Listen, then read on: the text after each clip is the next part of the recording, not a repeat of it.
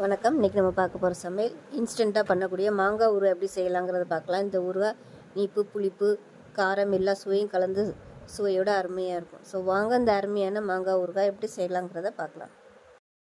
இப்போ ஒரு கடாயை எடுத்துக்கலாம். இதில் பார்த்தீங்கன்னா நல்லா 1 டீஸ்பூன் போல் வெந்தயம் சேர்த்துக்கலாம். 1 டீஸ்பூன் கடுகு சேர்த்துக்கலாம். 1 டீஸ்பூன் சோம்பு சேர்த்துக்கலாம். 1 டீஸ்பூன் சீரகம் சேர்த்துக்கலாம். இப்போ இது எல்லாமே நல்லா வறுபடணும்.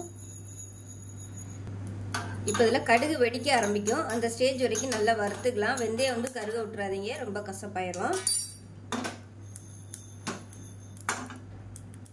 இப்போ பாருங்கள் நல்லா வெடிக்க ஆரம்பிச்சிருச்சு. இந்த ஸ்டேஜில் வந்து கேஸ் அமர்த்திட்டு மிக்சி ஜாரில் சேர்த்துட்டு ஆறுனதுக்கப்புறம் நல்லா நைஸாக அரைச்சிட்டு பார்க்கலாம்.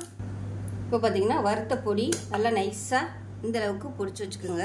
இது தனியாக இருக்கட்டும். இப்போ ஒரு கடாயை எடுத்துக்கலாம். இதில் வந்து நல்லெண்ணெய் சேர்த்துக்கலாம். இப்போ எண்ணெய் நல்லா சூடாயிருச்சு. 1 டீஸ்பூன் போல் கடுகு சேர்த்துக்கலாம். கொஞ்சமாக கருவேப்பிலை சேர்த்துக்கலாம். இப்போ இதில் கொஞ்சமாக பெருங்காயம் சேர்த்துக்கலாம். இப்போ இதில் நல்ல ஒரு 2 கப் அளவுக்கு மாங்காய் தோலெல்லாம் சீவிட்டு இந்த மாதிரி பொடியாக கட் பண்ணி வச்சுருக்கேன். இதை அதோட சேர்த்துக்கலாம். சேர்த்துட்டு நல்லா பரட்டி விட்டுக்கலாம்.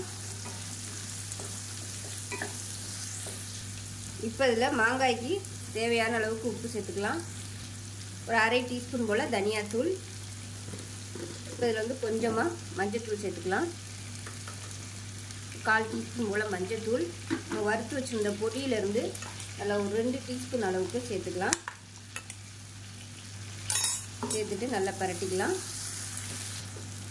இப்போ இதில் காரத்துக்கு ஏற்ற மாதிரி மிளகாத்தூள் சேர்த்துக்கலாம். நான் வந்து 2 டீஸ்பூன் சாதாரண மிளகாத்தூள், 1/2 டீஸ்பூன் காஷ்மீரி மிளகாத்தூள் சேர்த்துக்கிறேன்.